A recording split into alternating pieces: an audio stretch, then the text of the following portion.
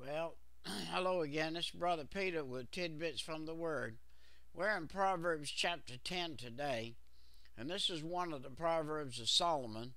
A wise man maketh a glad father, but a foolish son is heaviness to his mother.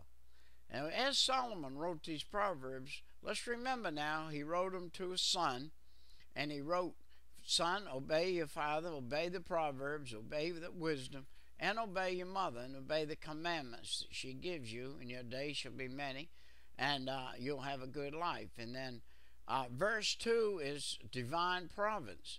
It said, treasures of wickedness profit nothing, but righteousness delivereth from death.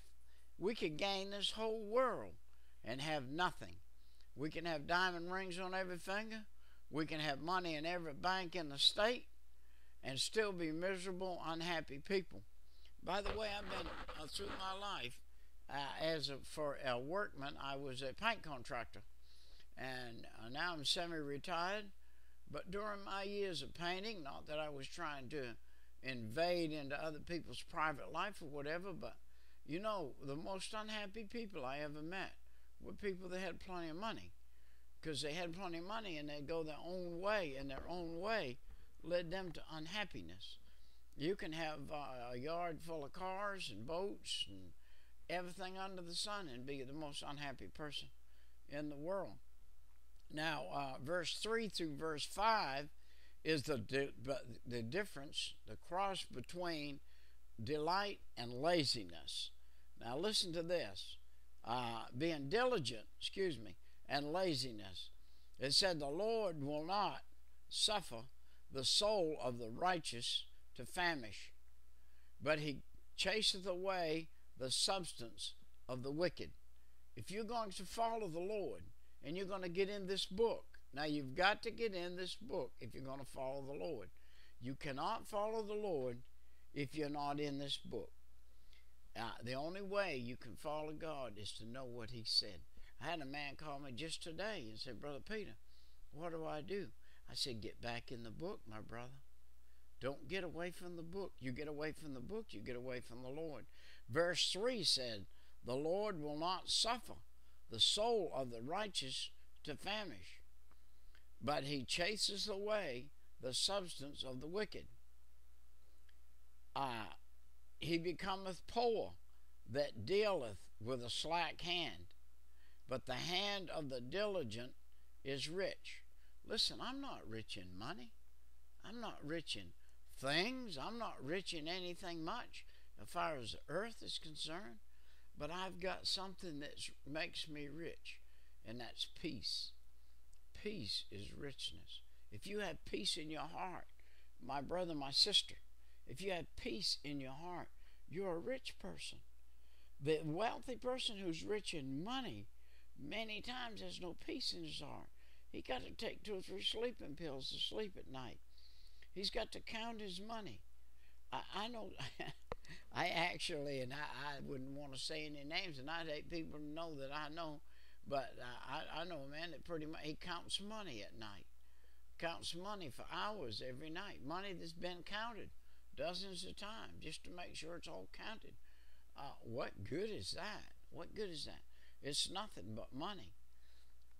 He that gathereth in the summer is a wise man, but he that sleepeth in the harvest is a son that causes shame.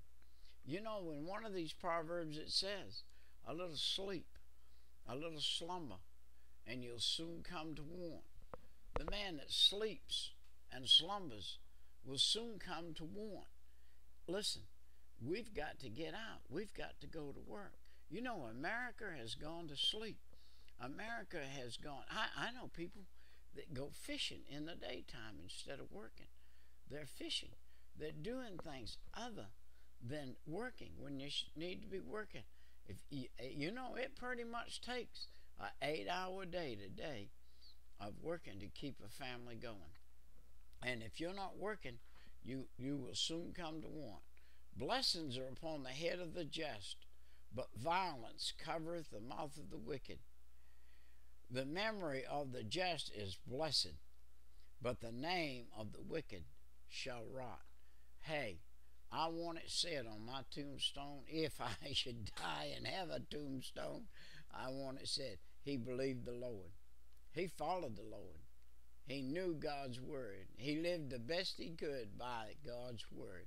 And that's what I want. This is my rule book, and I want to follow the rules in this book. If you follow the rules in this book, my brother, my sister, you will have a good and happy life. You try following the rules of the world, and you're going to have a terrible, terrible life. Verse 9 said, he that walketh uprightly walketh surely, but he that walketh perverse in his ways shall be unknown. Shall be unknown. Listen, when I don't want to be unknown. And then it says in here, we'll start with verse 10, contrasted use of the tongue. Let's be careful how we use our tongue. He that winketh with the eye causes sorrow, and a prating fool shall fall. There are people that you can't believe anything they say. They can say anything they want, but they go around winking with the eye, and they're telling stories all the time, and anything they say is the truth. And they become fools because of it. And it said the mouth of the righteous man is a well of life, though. A righteous man is a well of life. He's going to make things around him live and grow and have substance and be something. And that's what we need to be. We need to be that well of life. It said, but violence covereth the mouth of the wicked. Violence is in the mouth. Hey, I was a violent man one time. Before I asked the Lord to save me, I was a violent man. Violence followed me. Everywhere I went, everything I did. Verse 12 said, hatred stirreth up strife, but love covereth all sins. Love covereth sins. Love covereth up sins. My friend, we need to love each other and cover up sins so that we don't stir up strife and make things hard. I tell you, the worst place in the world to see strife is in the church house. If you go to a church and there's strife in that church where one sister or one brother's against each other or something, I'm here to tell you, you got a problem in your church. You are the problem in your church. A fellow asked me one day, he said, Peter, tell me what the problem with our church is. I said, brother, you could do a better job if you just look in the mirror. If you look in the mirror, you'll see what the problem with the church is. So we can't look at the other man when we have a problem in the church. We have to look at ourselves. And it says here that hatred stirreth up strife, but love covereth all sins. In the lips of him that hath understanding, wisdom is found. In the lips of him that hath understanding, wisdom is found. You're going to find out some things as you study the Bible. When you start studying, you're going to get some knowledge. If you want to have some wisdom, wisdom will give you understanding. And if you can understand the knowledge you received and have the wisdom enough to understand it, when you start to understand it, you start to put it to use.